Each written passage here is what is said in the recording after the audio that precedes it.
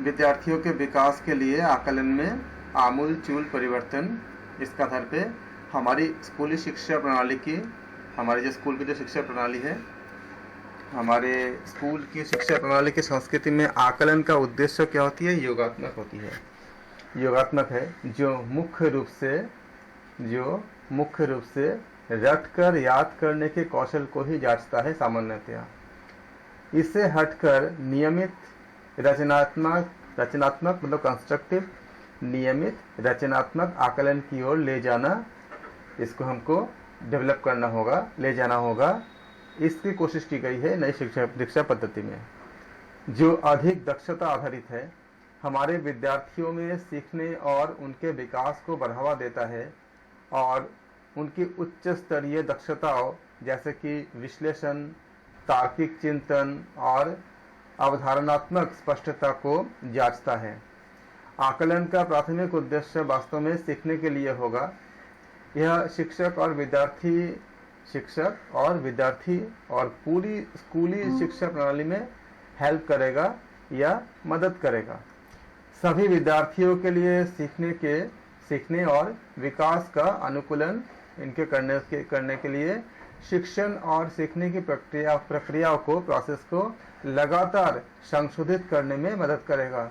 यह शिक्षा के सभी स्तरों पर मूल्यांकन के लिए अंतर्निहित सिद्धांत होंगे। 35 में बताया गया कि प्रस्तावित राष्ट्रीय आकलन केंद्र NCERT और NCERT और SCERT के मार्गदर्शन में राज्यों, केंद्र शासित प्रदेशों, इनके द्वारा सभी विद्यार्थियों के स्कूल आधारित आकलन के आधार पर तैयार होने वाले और अभिभावकों को दी जाने वाले प्रगति कार्ड को पूरी तरह से नया स्वरूप दिया जाएगा। यह जो आपका जो प्रोग्रेस रिपोर्ट है, प्रोग्रेस रिपोर्ट कार्ड यानी प्रगति कार्ड, एक समग्र 360 डिग्री बहुआयामी यानी मल्टी डायमेंशन कार्ड होगा, जिसमें प्रत्येक विद्यार्थी का संज्ञानात्मक, भावनात्मक, साइकोमोटर डोमेन में विकास का बारीकी से किए गए विश्लेषण का विस्तृत विवरण विद्यार्थी की विशिष्टताओं समेत दिया जाएगा। इसमें स्व मूल्यांकन, सहपाठी मूल्यांकन, प्रोजेक्ट कार्य और खोज आधारित अध्ययन में प्रदर्शन, क्विज, रोल प्ले, समूह कार्य, पोर्टफोलियो आदि शिक्षक मूल्यांकन सहित शामिल होगा। यह समग्र प्रगति कार्य घर और स्कूल के बीच एक महत्वपूर्ण कड़ी बनेगा और यह माता पिता शिक्षक बैठकों के साथ साथ अपने बच्चों की समग्र शिक्षा और विकास में माता पिता को सक्रिय रूप से शामिल करने के लिए होगा। इस प्रगति कार्ड के द्वारा शिक्षकों और माता पिता को बच्चों के बारे में महत्वपूर्ण जानकारी भी मिलेगी, जिससे कक्षा में और कक्षा के बाहर विद्यार्थी को मदद उपलब्ध कराई जा सकेगी।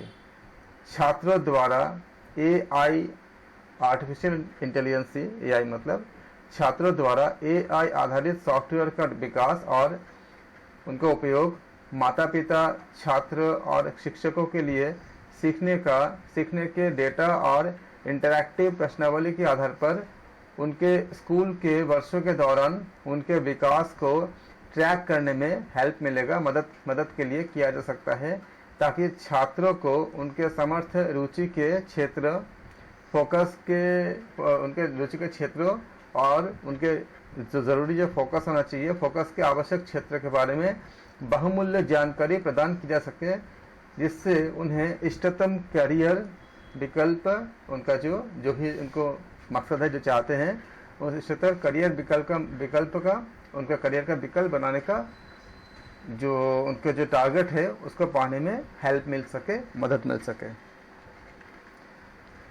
बोर्ड परीक्षा और प्रवेश परीक्षा सहित माध्यमिक स्कूल परीक्षाओं की वर्तमान प्रकृति और परिणाम स्वरूप आज की कोचिंग संस्कृति विशेष रूप से माध्यमिक विद्यालय स्तर पर बहुत नुकसान कर रही है। इनके चलते विद्यार्थी अपनी कीमती समय सार्थक अधिगम के बजाय परीक्षाओं की तैयारी और अत्यधिक परीक्षा और कोचिंग इत्यादि में खर्च कर रहे हैं। ये परीक्षाएं विद्यार्थियों को चुनाव के विकल्प में एक लचीलापन जो कि भविष्य की व्यक्ति केंद्रित शिक्षा प्रणाली में बहुत महत्वपूर्ण होगा, देने के बजाय उन्हें किसी खास स्ट्रीम में बेहद संकुचित दायरे में ही तैयारी करने के लिए मजबूर करती है। जबकि ग्रेड 10 और 12 के लिए बोर्ड परीक्षाएं जारी रहेगी, कोचिंग कक्षाओं की आवश्यकता को समाप्त करने के लिए बोर्ड और प्रवेश परीक्षाओं की मौजूदा प्रणाली में सुधार किया जाएगा। वर्तमान मूल्यांकन प्रणाली के इस हानिकारक प्रभाव को उलटने के लिए बोर्ड परीक्षाओं को समग्र विकास को प्रोत्साहित करने के लिए फिर से डिज़ाइन किया जाएगा।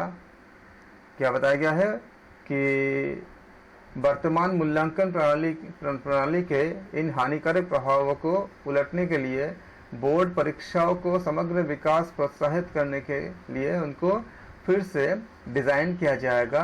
छात्र अपने व्यक्तिगत हितों के आधार पर उन विषयों में से कई विषय चुन सकते हैं जिनमें वे बोर्ड परीक्षा देते हैं। बोर्ड परीक्षाओं को भी आसान बनाया जाएगा और इस मायने में कि वे कोचिंग में और उनके रटने के बजाय मुख्य रूप से क्षमताओं योग्यताओं का ही आकलन करेगी।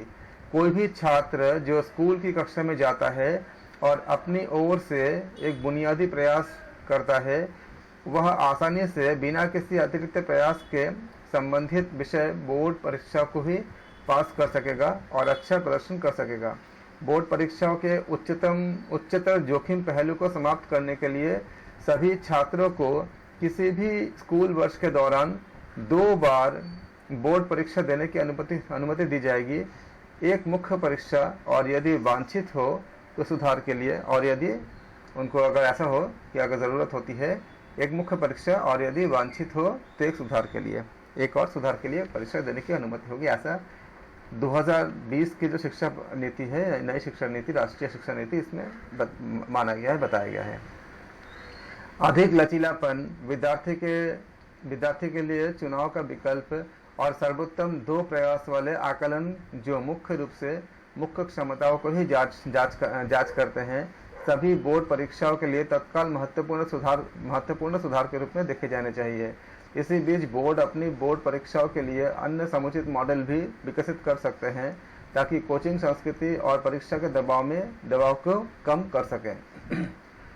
ऐसे ही कुछ संभावनाओं में ये चीज़ें शामिल हो सकती है, जैसे कि वार्षिक, सेमेस्टर, मॉड्यूलर बोर्ड परीक्षाओं की एक प्रणाली विकसित किया जा सकता है, जिसमें काफ़ी कम सामग्री से ही प्रत्येक टेस्ट लिया जाएगा और स्कूल में संबंधित कोर्स के तुरंत बाद इसे लिया जाए ताकि माध्यमिक स्कूल स्तर में परीक्षा के दबाव को बेहतर ढंग से वितरित हो, कम दबाव हो और प्रत्येक परीक्षा पर बहुत कुछ दाव में न लगा हो। गणित से शुरू करके सभी विषय और उससे संबंधित आकलन को 2 स्तर पर उपलब्ध कराया जा सकते हैं, एक कक्षा के स्तर पर और एक कुछ उच्चतर स्तर पर। और कुछ विषयों में बोर्ड परीक्षा को 2 भागों में तैयार किया जा सकता है। एक भाग में बहुविकल्पीय प्रश्न होंगे और दूसरे में वर्णनात्मक प्रश्न होंगे। उपरोक्त सभी विषय के संबंध में NCERT द्वारा सभी प्रमुख हितधारकों जैसे SCERT, बोर्ड ऑफ असेसमेंट, जिसको हम BO कहते हैं, BOA, बोर्ड ऑफ असेसमेंट, इनमें प्रस्तावित नया राष्ट्रीय आकलन केंद्र NCSE इत्यादि और शिक्षकों के साथ परामर्श के जरिए दिशा निर्देश तैयार किए जाएंगे ताकि 2022-23 शैक्षणिक सत्र तक NCF 2020-21 के समानुरूप आकलन प्रणाली को पूरी तरह से बदला जा सके। सभी विद्यालयी वर्ष के दौरान न कि केवल ग्रेड 10 और 12 के अंत में प्रगति को ट्रैक करने के लिए छात्रों, अभिभावकों, शिक्षकों, प्रिंसिपलों के लाभ के लिए और स्कूलों और पूरी स्कूली शिक्षा प्रणाली में शिक्षण अधिगम प्रक्रियाओं में सुधार के उद्देश्य से सभी विद्यार्थियों को एक उपयुक्त प्राधिकरण द्वारा संचालित ग्रेड 3, 5 और 8 में स्कूल की परीक्षा देनी होगी। ये परीक्षाएं रटकर याद करने के बजाय प्रासंगिक उच्चतर क्रम में कौशलों को और वास्तविक जीवन स्थितियों में ज्ञान के अनुप्रयोग के साथ साथ राष्ट्रीय और स्थानीय पाठ्यक्रम से मूल अवधारणाओं और ज्ञान के मूल्यांकन के माध्यम से बुनियादी शिक्षण परिणामों की उपलब्धि का परीक्षण करेगी। विशेष रूप से ग्रेड 3 की परीक्षा बुनियादी साक्षरता, संख्या ज्ञान और अन्य मूलभूत कौशलों का परीक्षण करेगी। स्कूल परीक्षाओं के परिणामों का उपयोग केवल स्कूल शिक्षा प्रणाली के विकासात्मक उद्देश्य के लिए किया जाएगा, जिसमें स्कूल के द्वारा उनके समग्र छात्र परिणामों को बिना विद्यार्थी के नाम लिए सार्वजनिक किया जाना है। साथ ही स्कूली प्रणाली की सतत निगरानी और सुधार के लिए उनके लगातार प्रयास किया जाना शामिल होता है।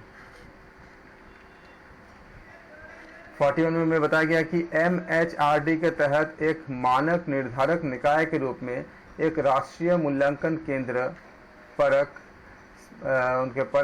समग्र विकास के लिए ज्ञान का प्रदर्शन या मूल्यांकन, समीक्षा और विश्लेषण स्थापित किए जाने का प्रस्ताव है, जो भारत के सभी मान्यता प्राप्त स्कूल बोर्डों के लिए विद्यार्थी आकलन एवं मूल्यांकन के लिए मानदंड, मानक और दिशा निर्देश जैसे मूल उद्देश्यों को पूरा करेगा। साथ ही यह स्टेट अचीवमेंट सर्वे, इनके मार्गदर्शन और नेशनल अचीवमेंट का संचालन भी करेगा। इसके अलावा देश में सीखने के परिणामों की निगरानी करना इस नीति के घोषित उद्देश्यों के अनुरूप 21वीं सदी की कौशल आवश्यकताओं को पूरा करने की दिशा में अपने मूल्यांकन पैटर्न में बदलाव करने के लिए स्कूल बोर्डों की भी मदद करना भी इनका उद्देश्य होगा। यह केंद्र नए मूल्यांकन पैटर्न और नवीनतम शोधों के बारे में स्कूल बोर्ड को भी सलाह देगा। स्कूल बोर्ड के बीच में सहयोग को बढ़ावा देगा। सभी स्कूल बोर्ड के बीच में सर्वोत्तम प्रैक्टिस को साझा करने और शिक्षार्थियों के बीच शैक्षणिक मानकों की समानता सुनिश्चित करने के लिए सभी स्कूल बोर्डों का एक उपकरण बनेगा। विश्वविद्यालय प्रवेश परीक्षा के सिद्धांत समान होंगे, जो अभी अब चल रही है, जो CUET common university entrance test, उसी के आधार पर बनी है। राष्ट्रीय परीक्षा एजेंसी NTA उच्चतर गुणवत्ता वाले सामान्य योग्यता परीक्षा, साथ ही विज्ञान, मानविकी, भाषा, कला और व्यावसायिक विषय में हर साल कम से कम 2 बार विशिष्ट सामान्य विषय की परीक्षा लेने का काम करेगी। इन परीक्षाओं में अवधारणात्मक समझ और ज्ञान को लागू करने की क्षमता की जांच की जाएगी और इन परीक्षाओं के लिए कोचिंग लेने की आवश्यकता को समाप्त करने पर जोर रहेगा। विद्यार्थी उन विषयों का चुनाव कर पाएंगे जिनमें वे परीक्षा देने की रुचि रखते हैं और प्रत्येक विश्वविद्यालय प्रत्येक विद्यार्थी के व्यक्तिगत विषय जैसे उनको पोर्टफोलियो को देख पाएगा और विद्यार्थियों की रुचि और प्रतिभाओं के मुताबिक उन्हें अपने कार्यक्रमों में प्रवेश दे पाएंगे। NTA उच्चतर शिक्षा संस्थानों से अंडर ग्रेजुएट और ग्रेजुएट में दाखिल और फेलोशिप के लिए प्रवेश परीक्षा आयोजित करने के लिए एक प्रमुख विशेषज्ञ स्वायत्त टेस्टिंग संगठन के रूप में कार्य करेगा। NTA टेस्टिंग सेवाओं की उच्चतर गुणवत्ता, रेंज, लचीलेपन से अधिकांश विश्वविद्यालय इन सामान्य प्रवेश परीक्षाओं का उपयोग करने में सक्षम होंगे, बजाय इससे कि सैकड़ों विश्वविद्यालय अपनी प्रवेश परीक्षाएं तैयार करें, जो पहले था। इसके चलते विश्वविद्यालय और कॉलेजों और संपूर्ण शिक्षा व्यवस्था पर बोझ को काफ़ी कम किया जा सकेगा। यह निर्णय विश्वविद्यालय और कॉलेजों पर छोड़ दिया जाएगा कि वे अपना प्रवेश परीक्षा के लिए NTA प्रवेश परीक्षाओं का अपनाएं या नहीं।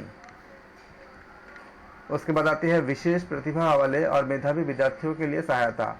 प्रत्येक विद्यार्थी में जन्मजात प्रतिभाएं होती ही है, जिन्हें खोजा जाना चाहिए, उनका पोषण करना चाहिए, उन्हें बढ़ावा देना चाहिए और उनका विकास करना चाहिए। ये प्रतिभाएं अलग अलग रुचियों, प्रस्तावों और क्षमताओं के रूप में खुद को व्यक्त कर सकती है।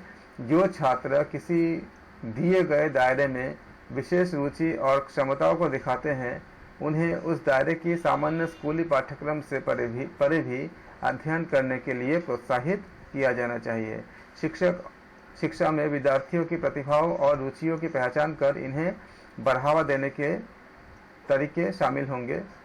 NCERT और NCTE प्रतिभाशाली बच्चों की शिक्षा के लिए दिशा निर्देश विकसित करेगी। B.Ed कार्यक्रमों में भी प्रतिभाशाली बच्चों की शिक्षा में विशेषज्ञता अर्जित की जा सकेगी। शिक्षक का उद्देश्य छात्रों को पूरक संवर्धन सामग्री और मार्गदर्शन और प्रोत्साहन देकर कक्षा में उनके एकल हितों और या प्रतिभाओं को प्रोत्साहित करना होगा। विषय केंद्रित और प्रोजेक्ट आधारित प्रोजेक्ट आधारित क्लब और सर्कल स्कूल और कॉम्प्लेक्स जिलों और उससे आगे के स्तर पर अत्यधिक प्रोत्साहित और समर्थित किए जाएंगे।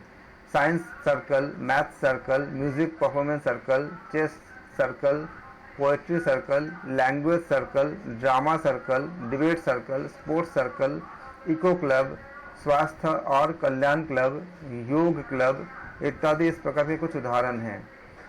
इसी तर्ज पर विभिन्न विषय में माध्यमिक विद्यालयों के छात्रों के लिए उच्चतर गुणवत्ता वाले राष्ट्रीय आवासीय ग्रीष्मकालीन कार्यक्रमों को भी प्रोत्साहित किया जाएगा, जिनमें पूरे देश से बहुत अच्छे छात्रों और शिक्षकों, जिनमें सामाजिक आर्थिक रूप से वंचित समूहों के विद्यार्थी और शिक्षक भी शामिल होंगे।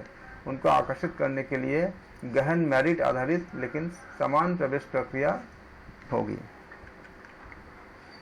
ये सारे अभी चल रहे हैं। इसी के आधार पे CUET का जो एग्ज़ाम शुरू हुई है और भी बहुत सी चीज़ें जो शुरू हुई है, इसी के आधार पर शुरू हुई है, जो नई शिक्षा पद्धति के अनुसार जो बताए गए हैं।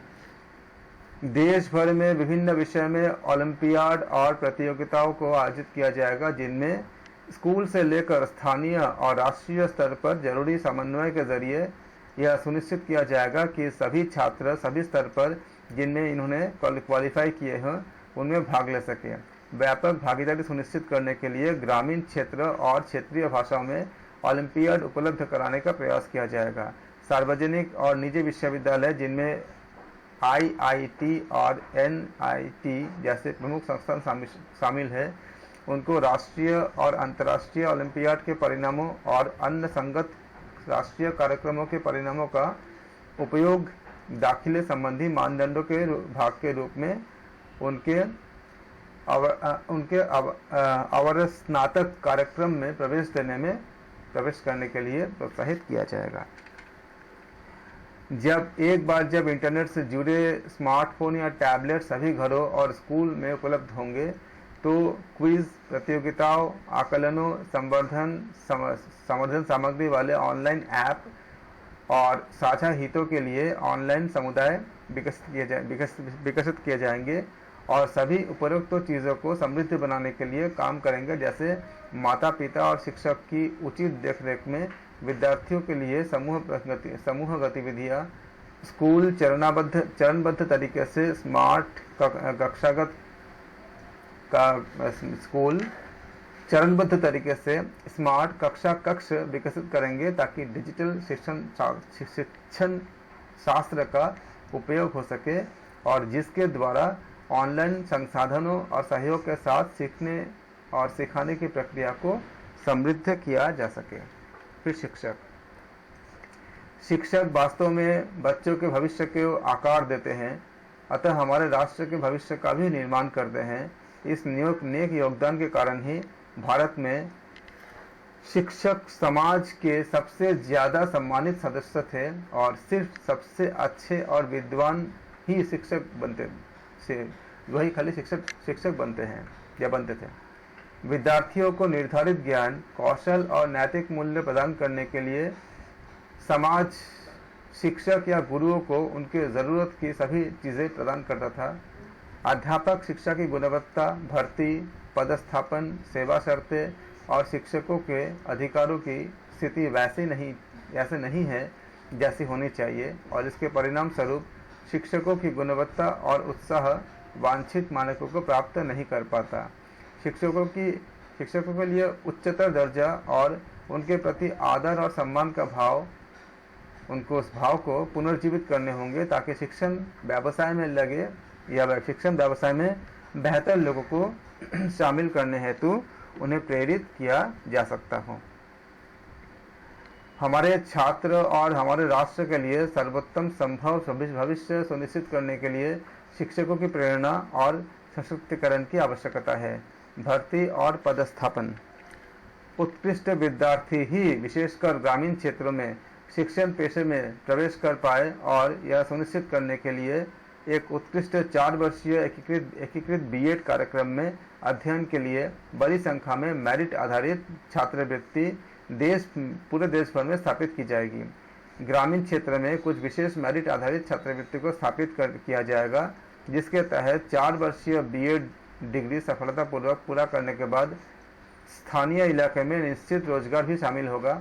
इस प्रकार छात्रवृत्ति स्थानीय विद्यार्थियों, विशेषकर छात्राओं के लिए स्थानीय नौकरियों के अवसर प्रदान करेगी, जिससे कि ये विद्यार्थी स्थानीय क्षेत्र के रोल मॉडल के रूप में और उच्चतर योग्य शिक्षकों के रूप में सेवा कर सके जो स्थानीय भाषा बोलते हो। उत्कृष्ट शिक्षक के लिए ग्रामीण क्षेत्रों में शिक्षण कार्य के लिए प्रोत्साहन प्रदान किया जाएगा, विशेष रूप से ऐसे क्षेत्र में जो वर्तमान में सबसे ज़्यादा शिक्षकों की कमी का सामना कर रहे हैं और उत्कृष्ट शिक्षकों की सबसे बड़ी ज़रूरत है। ग्रामीण स्कूलों में पढ़ाने के लिए एक प्रमुख प्रोत्साहन स्कूल परिसर में या उसके आसपास स्थानीय आवास का प्रावधान होगा या ग्रामीण क्षेत्र में स्थानीय आवास रखने में मदद करने के लिए आवास भत्ते में वृद्धि होगी। शिक्षक और समुदाय के बीच संबंध बने और वह अपने समुदाय से जुड़ा रहे, जिससे विद्यार्थियों की रोल मॉडल और शैक्षिक वातावरण मिले। इसे सुनिश्चित करने के लिए अत्यधिक शिक्षक स्थानांतरण की हानिकारक प्रैक्टिस पर रोक लगाई जाएगी। राज्य केंद्र शासित प्रदेशों सरकारों द्वारा निर्धारित तरीके से स्थानांतरण बहुत ही विशेष परिस्थितियों में किए जाएंगे। इसके अलावा पारदर्शिता बनाए रखने के लिए स्थानांतरण एक ऑनलाइन सॉफ्टवेयर आधारित व्यवस्था के द्वारा किया जाएगा, ताकि ट्रांसफ़र ज़्यादा ना हो, क्योंकि टीचर जब ट्रांसफ़र हो जाते हैं तो उनके साथ स्कूल में बच्चों का आपका जो बन जाती है कम्युनिकेशन, वो जब बिगड़ती है तो बड़ा उसको बहुत दिक्कत होती है। फिर से नया जगह जाएंगे, फिर उनके साथ बच्चों के साथ एक कम्युनिकेशन बनाने इसमें समय लगती है। इसलिए जो जहाँ पर है उस जगह पे रखने की पूरा कोशिश की जाएगी। शिक्षक पात्रता परीक्षा, इसको टीईटी कहते हैं। शिक्षक पात्रता परीक्षा सामग्री और शिक्षा शास्त्र दोनों के संदर्भ में बेहतर परीक्षण सामग्री को विकसित करने के लिए मजबूत किया जाएगा। स्कूल शिक्षा के सभी स्तरों पर बुनियादी, प्रारंभिक और मिडिल और माध्यमिक के शिक्षकों को शामिल करते हुए भी टीईटी को विकसित किया जाएगा। विषय शिक्षकों की भर्ती प्रक्रिया में उनके संबंधित विषय में प्राप्त टीईटी या एनटीए परीक्षा के अंकों को भी शामिल किया जाएगा। शिक्षण के प्रति जोश और उत्साह को जांचने के लिए साक्षात्कार या कक्षा में पढ़ाने का प्रदर्शन करना स्कूल या स्कूल कॉम्प्लेक्स में शिक्षक भर्ती प्रक्रिया के एक अभिन्न अंग होगा। इन साक्षात्कारों का उपयोग स्थानीय भाषा में शिक्षण में सहजता और दक्षता का आकलन करने के लिए किया जाएगा, जिससे प्रत्येक स्कूल कॉम्प्लेक्स में कम से कम कुछ शिक्षक हो जो स्थानीय भाषा और छात्र के अन्य प्रचलित घरेलू भाषाओं में छात्रों के साथ बातचीत कर सके। निजी स्कूलों में शिक्षकों को भी टीईटी कक्षा में पढ़ाने का प्रदर्शन या साक्षात्कार और स्थानीय भाषा के ज्ञान के माध्यम से समान रूप से योग्य होना चाहिए। फिफ्थ पॉइंट है, विषय में शिक्षकों की पर्याप्त संख्या सुनिश्चित करने के लिए विशेष रूप से कला, शारीरिक शिक्षा, व्यावसायिक शिक्षा और भाषा जैसे विषयों में शिक्षकों को एक स्कूल या स्कूल कॉम्प्लेक्स में भर्ती किया जा सकता है। स्कूल में शिक्षकों की साझेदारी को राज्य, केंद्र शासित प्रदेशों, इनके सरकारों द्वारा अपनाई गई ग्रुपिंग ऑफ स्कूल प्रारूप के अनुसार किया जा सकता है।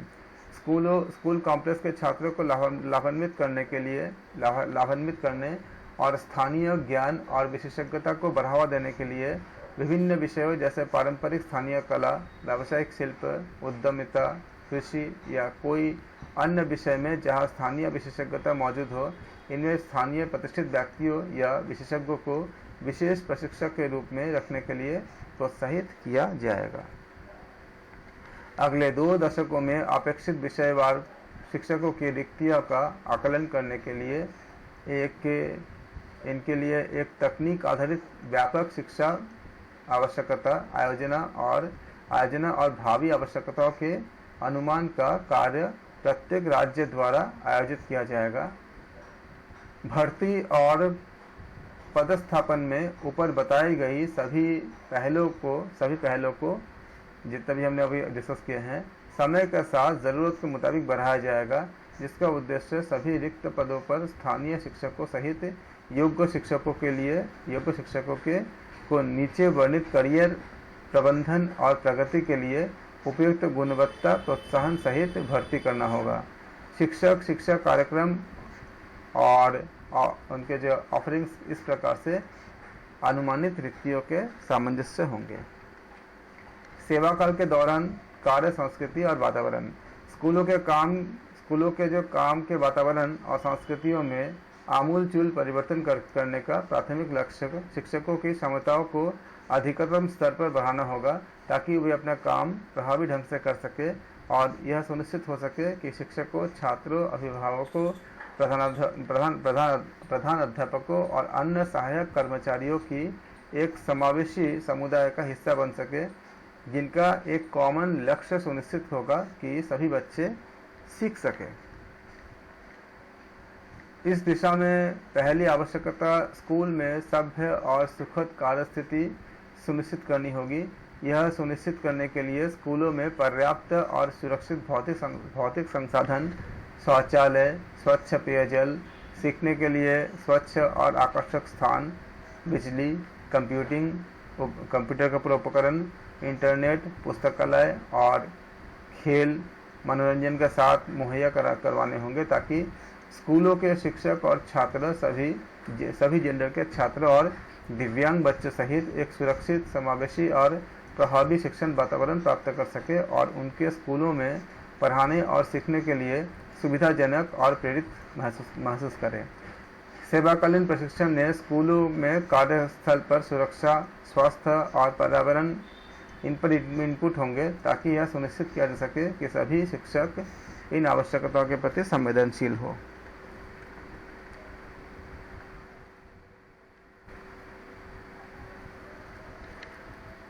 प्रभावशाली स्कूल प्रशासन संसाधनों की साझेदारी और समुदाय के निर्माण के लिए राज्य, संघ और राज्य क्षेत्र की सरकारें कॉम्प्लेक्स या स्कूल के वैज्ञानिकरण, स्कूलों तक पहुंच को कम किए बिना जैसे कि उन्नतिशील प्रारूप अपना सकती है।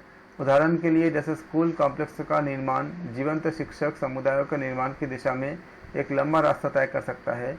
स्कूल परिसरों में शिक्षकों का काम पर रखने से स्कूल परिसरों में शिक्षकों को काम पर रखने पर क्या होगी, विद्यालय परिसर में स्कूलों के बीच संबंध स्वतः बन सकते हैं। यह शिक्षकों को उत्कृष्ट विषयवार वितरण को सुनिश्चित करने में भी मदद करेगा, जिससे एक अधिक जीवंत शिक्षक ज्ञान का आधार बनेगा। बहुत छोटे स्कूल में शिक्षक अब अलग अलग नहीं रहेंगे और बड़े स्कूल में कॉम्प्लेक्स समुदाय के साथ काम कर सकते हैं और सर्वोत्तम व्यवहार को एक दूसरे के साथ साझा कर सकते हैं और सामूहिक रूप से सहयोगी रूप से सुनिश्चित करने के लिए काम करेंगे कि सभी बच्चे सीख सकें। शिक्षकों को आगे बढ़ाने और सीखने के लिए प्रभावी सामुदायिक वातावरण बनाने में मदद करने के लिए स्कूल कॉम्प्लेक्स परामर्शदाताओं, प्रशिक्षित सामाजिक कार्यकर्ताओं, तकनीकी और रखरखाव कर्मचारियों आदि को भी साझा कर सकते हैं। अभिभावकों और अन्य प्रमुख स्थानीय हितधारकों के साथ सहयोग से शिक्षक भी स्कूल और स्कूल कॉम्प्लेक्स के प्रशासन में स्कूल कॉम्प्लेक्स प्रबंधन समिति के सदस्य के रूप में अधिक शामिल होंगे। शिक्षकों का ज़्यादातर समय गैर शिक्षण गतिविधियां करने में व्यतीत होने के कारण या उनके व्यतीत होने से रोकने के लिए शिक्षक को ऐसे कार्य शिक्षण से सीधे संबंधित नहीं है जो उनको ऐसा करने की अनुमति नहीं होगी। यानी कि शिक्षकों का ज़्यादातर समय गैर शिक्षण गतिविधियों में व्यतीत होने से रोकने के लिए शिक्षक को ऐसे कार्य जो शिक्षण से सीधे संबंधित नहीं है उनको करने की अनुमति नहीं होगी। जिस विशेष रूप से शिक्षकों को जटिल प्रशासनिक कार्य, मध्याह्न भोजन से संबंधित कार्य, उन कार्य के लिए तर्कसंगत न्यूनतम समय से अधिक समय में शामिल नहीं किया जाएगा, जिससे वे पूरी तरह से शिक्षण अधिगम कार्य में ध्यान दे सकेंगे। यह सुनिश्चित करने के लिए कि स्कूल में सीखने के लिए सकारात्मक वातावरण हो, प्रधानाचार्य और शिक्षकों की अपेक्षित भूमिका में यह स्पष्ट रूप से शामिल होगा कि वे अपने स्कूलों में प्रभावी अधिगम और सभी हितधारकों के लाभार्थ में एक संवेदनशील समावेशी संस्कृति का निर्माण करें। ये सारे जो बातें हैं, इसके पहले हमने जो बातें किए थे कि अभी जो CUET के जो एग्ज़ाम्स हुए हैं और जो इस तरह के जो एग्ज़ाम को नई शिक्षा पद्धति में कैसे रखा गया है, क्या नियम बनाया गया है, और इसके आधार पर CUET का common university entrance test PG के लिए, UG के लिए किस तरह से चेंज किया गया है, ताकि आपका बाकी जैसे कि अलग अलग यूनिवर्सिटी अपना अलग अलग एग्ज़ाम न दे, एक ही एग्ज़ाम दे, तो उससे क्या होगा कि बच्चों को पैसा भी बचेंगे, क्योंकि 3-4 जगह अगर एग्ज़ाम देने होते हैं तो क्या होगा कि हर जगह पे फॉर्म भरने पड़ते हैं और बहुत ज़्यादा पैसा खर्च करने पड़ते थे। अब क्या है कि इतना आसान हो गया है कि अगर आपने एक बार, आप जैसा कि किसी को मान लो कि CUET PG देना है, वो आपका PG में किसी को एडमिशन लेना है, तो एक बार आपने फॉर्म भरा, उसमें आप 3 विषय में एग्ज़ाम दे सकते हो। जितना फीस आपको पे करने होंगे, उस फी में आप 3 अलग अलग चीज़ों पे आप एग्ज़ाम दे सकते हो। अगर आपको 3 से ज़्यादा देना होता है तब जाके आपको एक्स्ट्रा फी पे करनी होती है। इस तरह से क्या हुआ कि उनका मार्क्स मिल जाती है और उसको आप फिर किसी भी कॉलेज में जा करके उनको आप दिखा करके आप कॉलेज उसको एक्सेप्ट करके एडमिशन के प्रोसेस को पूरा कर सकता है। तो ये सारे बहुत आसान हो जाता है। और कुछ जगह पे ऐसा भी रखा गया कि कॉलेज के लिए बहुत मतलब कंपलसरी भी नहीं है, कुछ कॉलेज अगर चाहे तो अपना करा सकते हैं, लेकिन नॉर्मली कॉलेज अपने स्वेच्छा से सब सारे कॉलेज इसमें से जुड़ते जा रहे हैं। और एक कॉमन एंट्रेंस टेस्ट के ज़रिए ये बच्चों को और माता पिता को और फाइनेंशियली भी सारा चीज़ों में बहुत हेल्प मिल रही है। ये आपका नई शिक्षा पद्धति के नियम के अनुसार ही ये सब चीज़ें हो रही है। शिक्षकों को पाठ्यक्रम और शिक्षण के उन पहलुओं को चयनित करने के लिए ज़्यादा स्वायत्तता दी जाएगी, जिससे वे उन तरीकों से पढ़ा सके जो उनकी कक्षाओं और समुदाय के विद्यार्थियों के लिए अधिक प्रभावी हो। शिक्षक सामाजिक भावनात्मक पक्ष पर भी ध्यान देंगे, जो कि विद्यार्थी के सर्वांगीण विकास की दृष्टि से नितांत आवश्यक पक्ष है। शिक्षकों को ऐसे शिक्षण विधि अपनाने के लिए सम्मानित किया जाएगा, जिससे कक्षा में विद्यार्थियों को सीखने में प्रतिफल में उनके वृद्धि हो, अच्छे से वो सीख पाए। सतत व्यावसायिक विकास। शिक्षक को खुद में सुधार करने के लिए और पेशे से संबंधित आधुनिक विचार और नवाचार को सीखने के लिए सतत अवसर दिए जाएंगे। इन्हें स्थानीय, क्षेत्रीय, राज्य, राष्ट्रीय और अंतर्राष्ट्रीय कार्यशालाओं के साथ साथ ऑनलाइन शिक्षक विकास मॉडल के रूप में कई तरीके में पेश किया जाएगा। प्लेटफॉर्म, विशेष रूप से ऑनलाइन प्लेटफॉर्म विकसित किए जाएंगे ताकि शिक्षक विचारों और सर्वोत्तम प्रथाओं को साझा कर सके। प्रत्येक शिक्षक से अपेक्षित होगा कि वे स्वयं के व्यावसायिक विकास के लिए स्वेच्छा से प्रत्येक वर्ष लगभग 50 घंटे की CPD कार्यक्रम में हिस्सा लें। CPD के अवसरों में विशेष रूप से बुनियादी साक्षरता और संख्यात्मक ज्ञान के नवीनतम शिक्षण शास्त्र, अधिगम परिणामों के रचनात्मक और अनुकूल आकलन, योग्यता आधारित अधिगम और उससे संबंधित शिक्षण शास्त्र जैसे अनुभवात्मक शिक्षण, कला एकीकृत, खेल एकीकृत और कहानी आधारित दृष्टिकोण आदि को क्रमबद्ध रूप से सम्मिलित किया जाएगा। स्कूल के प्रधानाचार्य और स्कूल कॉम्प्लेक्स के प्रमुख के लिए अपने लीडरशिप और मैनेजमेंट कौशल को लगातार विकसित करने के लिए एक समान मॉड्यूल लीडरशिप मैनेजमेंट कार्यशाला और ऑनलाइन विकास के अवसर होंगे, ताकि वे अपने सर्वोत्तम प्रैक्टिस को एक दूसरे के साथ साझा कर सकें। इन संस्था प्रमुखों से भी यह अपेक्षित है कि वे प्रतिवर्ष 50 घंटों की सीपीडी कार्यक्रम बनाने में या सीपीडी कार्यक्रम में भाग लेंगे। इसमें योग्यता और परिणाम आधारित शिक्षा के आधार पर शैक्षणिक योजनाओं को तैयार करने और लागू करने की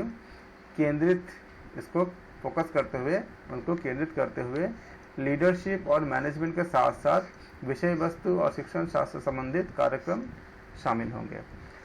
यहाँ हमने ये देख रहे हैं कि आगे आने वाले समय में ऑनलाइन हम क्यों डिटेल में अध्ययन कर रहे हैं। आप ये देख पा रहे हो कि सारे जो फोकस है सरकार की और आपको नई शिक्षा नीति की, इसमें इंटरनेट बेस से जो ऑनलाइन बेस्ड एजुकेशन को बहुत ज़्यादा महत्व दिया जा रहा है। तो जिसके पास जो टैलेंट है, तो उस टैलेंट को अगर अलग अलग जितने भी एप्लीकेशन अभी अवेलेबल हो रहे हैं या फ्यूचर में जो अवेलेबल होंगे, इन सब के ज़रिए अपने टैलेंट को बेहतर ढंग से आप शो कर सकते हो, लोगों के सामने ला सकते हो और अपनी अपॉर्चुनिटी को आप ग्रैब कर सकते हो। लेकिन अगर पता ही नहीं होगा कि सरकार ने क्या क्या किस तरह से चेंजेस कर रहे हैं और हमें नई शिक्षा पद्धति में हमारे लिए क्या क्या अपॉर्चुनिटी है, तो हम उसको अपने जीवन में उसका लाभ लेने में मुश्किल होती है, वंचित रह जाते हैं।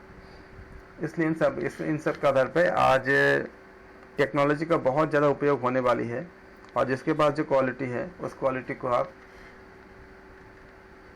आधुनिक टेक्नोलॉजी के साथ, खासकर इंटरनेट के साथ जोड़ करके अपने और समाज के बहुत अच्छे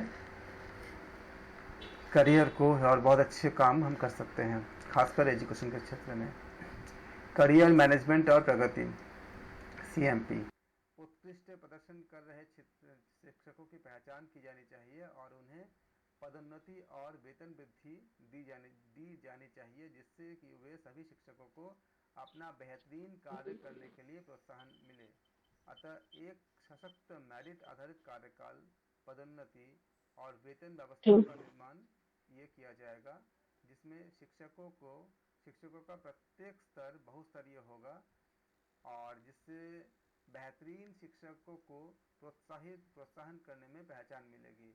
शिक्षकों के प्रदर्शन के सही आकलन के लिए राज्य, केंद्र शासित प्रदेशों की सरकार द्वारा मल्टीपल पैरामीटर्स की एक व्यवस्था को स्थापित किया जाएगा, जो सहकर्मियों के द्वारा समीक्षा, उपस्थिति, समर्पण, सीपीडी के जो घंटे होते हैं और स्कूल और समुदाय में की गई अन्य सेवा, या आपका ऊपर जो हम 20 नंबर हम आगे देखते हैं पैरा में दिया गया है 5.20, इनमें दिए गए NPSP पर आधारित होगा। इस नीति में करियर के संदर्भ में कार्यकाल से आशय, प्रदर्शन और योगदान के आकलन के बाद स्थायी रोजगार से है, जबकि कार्यकाल ट्रैक से आशय स्थायी होने से पूर्व परिवीक्षा अवधि से होता है। तो अभी और भी चीज़ें आएंगे जिससे कई तरह के एप्लीकेशंस डेवलप होंगे, जिससे जो बेहतरीन जो क्वालिटी टीचर्स और क्वालिटी जो आपका एजुकेटर्स होते हैं, उनको चिन्हित करने के लिए बहुत सारे नई चीज़ें भी सामने बहुत जल्दी आएंगे। इसके अलावा यह सुनिश्चित किया जाएगा कि करियर के वृद्धि, जो कार्यकाल, पदोन्नति, वेतन वृद्धि आदि के संदर्भ में एक एकल स्कूल चरण यानी मूलभूत, प्रारंभिक, मिडिल और माध्यमिक के भीतर शिक्षकों के लिए उपलब्ध है और प्रारंभिक अवस्था के से बाद के चरणों में शिक्षकों के लिए या उसके विपरीत, हालांकि चरणों में इस तरह के करियर संबंधी कदम उठाने की अनुमति होगी, बशर्ते शिक्षक के पास इस तरह के कदम उठाने की इच्छा और योग्यता हो। करियर की प्रगति से संबंधित कोई प्रोत्साहन नहीं है, या करियर की प्रगति से संबंधित कोई प्रोत्साहन नहीं है, ये ऐसा नहीं होना चाहिए कि शिक्षक के पास जो उचित शिक्षक होते हैं, जिनके पास अच्छे ज्ञान होते हैं, उनके खुद के करियर की प्रगति के लिए भी काफ़ी अच्छे उनके पास ऑप्शन मिलने चाहिए, मिलेंगे। तो यह इस तथ्य का समर्थन करने के लिए है कि स्कूली शिक्षा के सभी चरण में उच्चतम गुणवत्ता वाले शिक्षकों की आवश्यकता होगी और किसी भी चरण में किसी अन्य की तुलना में अधिक महत्वपूर्ण नहीं माना जाएगा। योग्यता के आधार पर शिक्षकों की जो वर्टिकल मोबिलिटी, तो वर्टिकल मोबिलिटी भी क्या होगा, सर्वश्रेष्ठ होगी। शिक्षक, उत्कृष्ट शिक्षक जिन्होंने लीडरशिप और मैनेजमेंट के कौशलों को दर्शाया होगा, उनको समय के साथ उनको प्रशिक्षित किया जाएगा, जिससे वे आगे चलकर स्कूल कॉम्प्लेक्स, बीआरसी, सीआरसी, बीआईटीई, डीआईटीई के साथ संबंधित सरकारी विभाग और मंत्रालय में अकादमिक नेतृत्व कर सकेंगे। शिक्षकों के लिए व्यावसायिक मानक। राष्ट्रीय शिक्षा परिषद इनके द्वारा NCERT, SCERT सभी स्तर और क्षेत्रों के शिक्षक के तैयारी और विकास हेतु संसाधन या संस्थानों और उच्चतर शिक्षण संस्थानों के साथ परामर्श से सामान्य मानक परिषद GEC इनके तहत व्यावसायिक मानक सेटिंग बॉडी इनके रूप में पुनर्गठित अपने नए स्वरूप में शिक्षकों के लिए राष्ट्रीय व्यावसायिक मानकों इनका एक सामान्य मार्गदर्शक करके 2022 तक उसको डेवलप करने की बात रखा गया था, क्योंकि 2020 में बनाया गया था। ये मानकों की विशेषज्ञता रैंक के विभिन्न स्तरों पर शिक्षक की भूमिका और उस रैंक के लिए आवश्यक दक्षता की अपेक्षाओं को शामिल करना रखा गया था।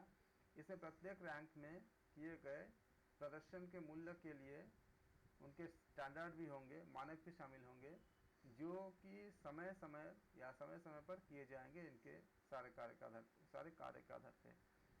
NPST सेवा पूर्व शिक्षा कार्यक्रमों के डिज़ाइन को भी सूचित करेगा, तब जाकर इसे राज्य द्वारा अपनाया जा सकता है और इस मानकों के आधार पर शिक्षकों का कैरियर मैनेजमेंट होगा, जिसमें कार्यकाल, व्यावसायिक विकास के प्रयास, वेतन वृद्धि, पदोन्नति और अन्य पहचान शामिल होंगे।